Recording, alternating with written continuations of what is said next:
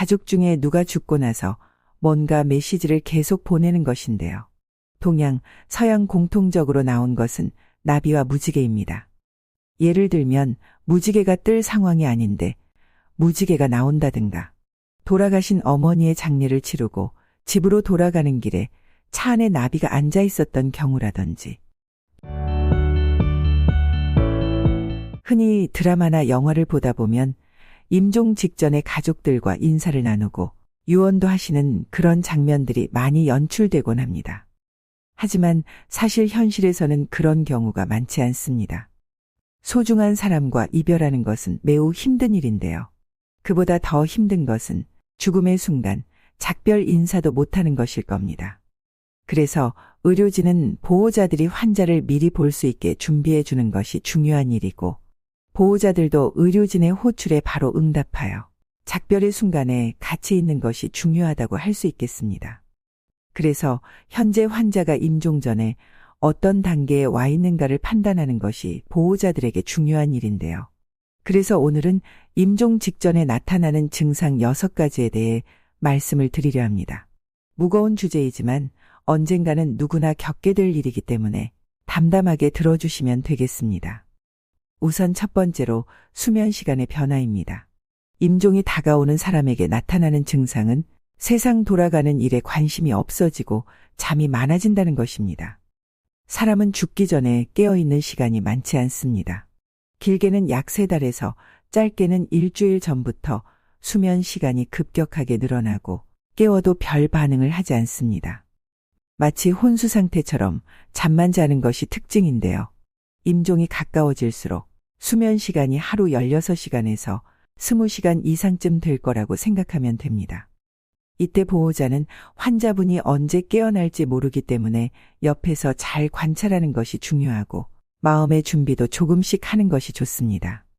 보통 사람은 잠을 잠으로써 몸이 회복되는 작용이 일어나지만 임종 전에 환자는 몸이 회복되는 것이 아니라 몸 안에 있는 장기들이 서서히 본래의 힘을 잃기 때문에 체내 대사가 천천히 느려지고 장기 기능이 떨어지는 상태가 됩니다. 임종 직전 2번째 증상, 의식의 혼탁과 선망. 선망은 중증 환자나 중환자들에게 자주 발생하는 상태로 임종 전에 보이는 흔한 증상 중에 하나이기도 합니다. 이때 드라마에서 보듯이 주의력 저하, 환청, 환각 등의 의학적으로 설명할 수 없는 일들이 발생하는 것처럼 보입니다. 또한 어르신들이 돌아가시기 직전 저승사자가 나타난다고 말씀하시는 경우도 있는데, 이것이 사후세계가 진짜로 있는 것인지 단순한 뇌작용에 의한 선망인지에 대해서도 말들이 많습니다. 특히 이런 현상에 대해서는 부모님 임종을 끝까지 지켰던 자식들은 공감하는 분들도 많습니다. 어떤 분은 어머니가 돌아가시기 전에 누가 데리러 왔다면서 자식들은 보이지도 않는데 어머니가 싫어하는 기색도 없이 계속 한 곳을 보고 계셨고, 어머니가 자식들 모일 때까지만 기다려달라고 말한 이후에 자식들이 다 모인 뒤 돌아가신 것을 보면서 저승사자는 존재한다고 확신을 가지는 분도 계셨습니다.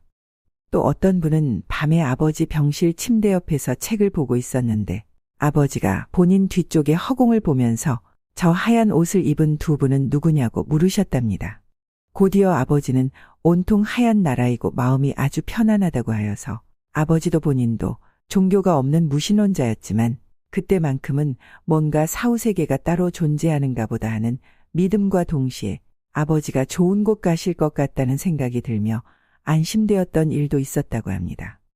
대학병원에 10년 이상 근무한 간호사도 임종 전에 말을 제대로 하실 수 있는 컨디션의 환자들이 임종 2, 3일 전부터 검은 옷을 입은 남자 2명이 침대 발치에 서 있다며 제발 쫓아내달라고 하거나 계속 나를 쳐다본다고 하는 등, 신기하게 대부분 돌아가시기 전에 이런 식의 패턴이 반복되는 것을 보며 진짜 저승사자가 있나 싶기도 하다면서 미신으로만 대하기도 힘든 것 같다고 말했는데요. 최근에는 의학적으로 마중현상이라고 칭하면서 주로 임종 24시간에서 72시간 전에 나타나는 증상 중 하나라고 설명된다고 합니다. 이는 임종에 이른 사람이 누군가 데리러 왔다라고 표현하거나 누군가를 찾는 행동을 보이는데 초조성 선망과 함께 임종 직전에 보편적으로 관찰되는 현상 중 하나라고 합니다. 신기하게 이런 현상은 전 세계 보편적으로 관찰되는 증상임에도 각 국가의 문화권에 따라 마중자의 모습이 다르게 나타나는 것이 특징이라고 합니다. 주로 자신이 믿는 신, 배우자나 부모 등 가족, 가까운 사람, 각 문화권의 천사, 악마, 저승사자와 같은 사자들이 마중자 사례로 표현되고 있다고 합니다. 보편적으로 이 마중현상이 끝나는 시점에 대다수 임종자들의 의식이 소실된다는 점에서 좀 공교로운 부분이 있습니다. 실제로 마중현상과 죽기 직전 고통스러워하며 불안해하는 증세인 초조성 선망이 비슷한 시기에 오는 사람들도 마중현상이 끝날 때쯤엔 상당히 평온하게 의식이 사라진다고 합니다. 실제로 저승사자가 존재하는가에 대한 답은 과학적으로 내릴 수는 없습니다. 사람들이 이런 불가사의한 증상들을 설명하기 위해 저승사자라는 개념을 만들었을 수도 있고 우리가 모르는 영혼의 세계가 존재할 수도 있습니다. 흥미로운 것은 과거와 다르게 과학과 의학계에서는 이런 눈에 보이지 않는 부분에 대해 연구하고 포용하기 시작했다는 것입니다. 2015년 9월 미국 애리조나 투싼에 국제적으로 명망 있는 과학자들이 모여 의식의 독립선언을 합니다. 육체가 죽어도 의식은 지속된다는 내용인데요. 과학자들이 이런 내용을 발표했다는 것이 충격적이긴 합니다. 과학자들은 모임의 목적도 얘기하는데 우리가 죽을 때 무슨 일이 일어나는지를 알아보고 이것을 죽어가는 환자들한테 적용하여 품위 있는 죽음을 맞이할 수 있도록 하자는 것이며 당시의 선언문은 2016년 익스플로러라는 학술지를 찾아보면 확인해 볼 수 있습니다. 이 선언에서는 5가지의 근거 사례가 의식이 독립적이라는 선언을 하게 된 이유가 됐다고 설명하는데요. 그 첫 번째가 근사체험입니다. 한 환자가 병원에서 의학적으로 심장이 멎고 호흡이나 뇌파가 없어 사망했다고 판정을 받은 상태에서 5에서 10분 뒤 기적같이 깨어나 사망 판정을 받았던 시간 동안 있었던 일과 의사들이 나누었던 이야기를 기억하는 것입니다. 유체이탈도 같은 종류라고 볼 수 있겠습니다. 의식이 지속된다는 두 번째 근거는 삶의 종말 체험입니다. 이것은 임종 임박한 환자가 먼저 죽은 가족이나 친지 혹은 각 문화권에서 대표되는 사자의 마중을 받는 것입니다. 또 임종하는 사람이 멀리 떨어진 공간에 있는 가족이나 지인들 앞에 모습을 나타내기도 하는 것이 삶의 종말 체험입니다. 의식이 지속된다는 세 번째 근거는 사후통신입니다.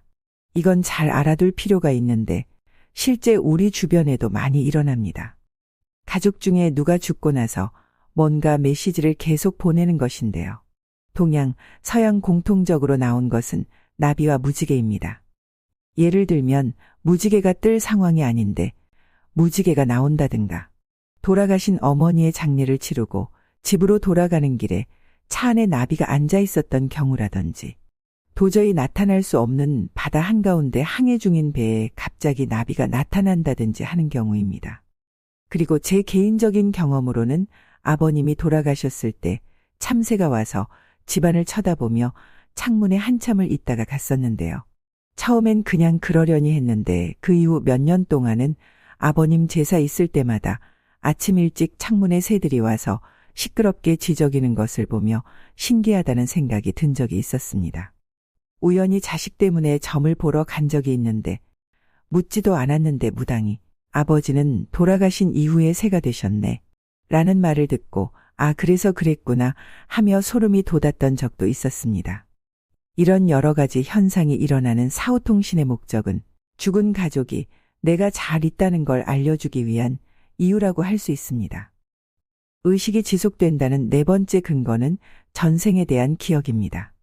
이제 막 말을 하기 시작한 3살 정도밖에 안 된 아이가 자기는 전생의 비행기 조종사였다면서 전생의 기억과 관련된 여러 가지 테스트를 통과하며 헤어졌던 전생의 누나와 재회한 사연이 방송된 적 있었고 4살 된 아이가 알고 보니 몇 년 전 살해당한 남자의 환생이어서 결국에는 살인자를 체포하게 하고 본인이 파묻힌 장소를 말해주어 땅을 파보았더니 그 자리에서 유골이 나와 다시 잘 묻어주었다는 이야기도 나옵니다.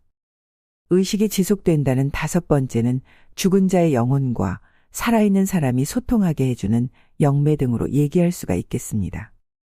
이상 5가지에 대해 과학자들은 의식은 독립적이다는 선언을 한 바탕이 됐다고 얘기를 합니다. 예전에는 과학으로 증명하기 힘든 부분을 배척하는 풍조가 강했는데 이제는 다양한 사례들이 전 세계적으로 수집이 되다 보니 부정만 할 수 없는 상태가 되었으며 비과학 영역으로라도 수용하려는 모습이 커지는 경향입니다. 선망에 대해 말씀드리다가 여기까지 이야기가 발전이 됐는데요. 다시 선망의 증상에 대해 이야기해보자면 대한가정의학회지에 실린 말기암 환자에서 사망 직전 선망의 발생이라는 논문을 보면 선망 후 사망까지의 평균 기간은 13.3일, 사망 환자 중 51.2%에서 10일 전 선망이 발생하였고 3일 전에는 87.8%까지 선망이 발생했다고 나와 있습니다. 즉, 말기암 판정을 받으셨거나 이미 고령으로 노쇠한 분께서 선망이 나타났을 경우 이제 남은 시간이 10일 안팎이 될 수도 있다는 의미입니다. 다음으로 임종 직전 3번째 증상은 식욕이 줄어 음식물 섭취가 줄어듭니다. 첫 번째 이유와 마찬가지로 신진대사와 연결되는 부분인데 식욕이 점차 줄어들어 음식물을 거의 먹지 않게 됩니다. 몸 안의 장기들도 더 이상 큰 에너지를 쓰지 않기 때문에 웬만한 열량은 필요 없다 생각하는 것인데요. 사람이 죽기 전 며칠 전에는 거의 모든 식음을 전폐한다고 보시면 됩니다. 그 시기가 다가오면 환자와 보호자 역시 둘 다 직감적으로 작별의 시간이 다가왔다고 생각하시게 될 겁니다. 힘든 시간이지만 그래도 마음의 준비는 늘 잊지 말고 계셔야 합니다.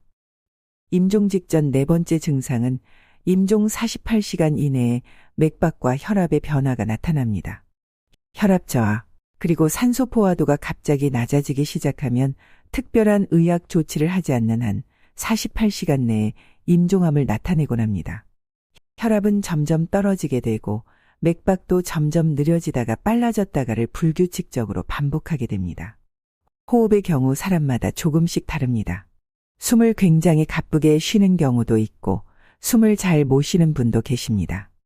임종이 다가오면 가장 먼저 나타나는 증상으로는 호흡이 눈에 띈다고 하는데 폐를 움직여주던 근육들도 힘이 약해져 숨 쉬는 것을 굉장히 힘겨워하게 됩니다. 숨을 몰아쉬었다가 잠시 멈췄다가 몰아쉬기를 반복하는 체인 스토크스형 호흡을 하게 됩니다. 체인 스토크스 호흡은 깊은 호흡과 무호흡 혹은 얕은 호흡이 번갈아 나타나는 현상인데요. 이때 입은 크게 벌어지고 가슴이 올라오며 산소가 잘 안 들어오니까 몸이 부속 근육을 이용해 폐를 확장시키게 됩니다. 하지만 산소는 원하는 만큼 들어오지 않게 되는데요. 그런 숨을 쉬는 환자는 숨을 자연스럽게 쉬지 못하기 때문에 임종이 가까이 왔다고 판단합니다. 그리고 임종 전 몸의 기능이 떨어지면서 구강 내 분비물을 원활히 해결하지 못하기 때문에 그르렁그르렁하는 가래 끓는 소리가 나게 됩니다. 보통 이 체인 스토크스 호흡은 코마 상태, 즉 혼수 상태에도 같이 나타나는 호흡 유형입니다. 임종 직전 5번째 특징, 대변과 소변의 실금. 사실 임종 며칠 전부터는 음식을 삼키기 힘든 상황이며 먹은 것이 없다 할지라도 체내에 들어있는 것들이 괄약근이 풀어지면서 체외로 빠져나오게 됩니다. 그리고 임종 직전부터는 신진대사도 극히 낮아져 소변과 대변이 거의 나오지 않게 되고 가끔 혈뇨가 나오기도 합니다.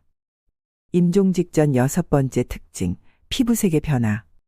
공통적으로 잘 보이는 증상인데 임종 직전엔 혈액순환이 원활하게 되지 않기 때문에 얼굴이나 손발 색깔이 창백하거나 파란색으로 변할 수 있습니다. 손끝 같은 말초 신경과 얼굴 같은 신체 기관에까지 피가 원활하게 제공되지 않기 때문입니다. 신체의 장기들은 몸의 손상을 최대한 막기 위해 선택을 하곤 하는데 온몸으로 피를 순환시키지 못한다면 내장 쪽이나 심장 쪽에 보내자라고 생각합니다. 최대한 피를 절약해서 집중할 곳을 찾자고 신체는 생각한다는 것이죠. 혈류가 좋지 않기 때문에 손발이 매우 차갑고 수족냉증에 걸린 사람처럼 얼음장이 되기도 합니다. 추위를 느끼기도 하고 얼굴색이 창백하고 손발이 많이 차다면 임종 전 증상이라고 봐야 하며 작별의 시간이 다가오고 있다는 것을 알아야 합니다. 사랑하는 가족의 죽음을 대할 때면 언제나 충격이 생기게 되고 그것이 처음 겪는 것이라면 그 충격은 이루 말할 수 없을 것입니다. 하지만 이런 죽음의 과정에 일어나는 증상들은 자연스럽게 발생하는 것이니 모든 변화에 놀라거나 너무 당황해하기보다는 의연히 대처하는 것이 중요합니다. 사실 죽음을 지켜보는 가족도 너무 힘들고 괴롭지만 가장 괴롭고 무서운 분은 환자 본인일 가능성이 큽니다. 가족들이 너무 당황해하지 마시고 옆에 앉아서 곧 떠날 가족의 손을 꼭 잡아드리세요. 그리고 의학적으로 증명된 부분은 아니지만 귀는 마지막까지 열려 있다고 말씀들 하십니다. 임종 전에 환자와 대화한다 생각하시고 자연스럽게 즐거웠던 추억 이야기나 작별 인사를 해주시기 바랍니다. 덕분에 행복한 인생을 살았고 삶의 기쁨을 알았으며 당신과 함께한 시간은 너무나 값진 추억이었다고 말이죠. 이상 노후의 철학이었습니다. 여러분들의 행복한 삶을 기원합니다. 감사합니다.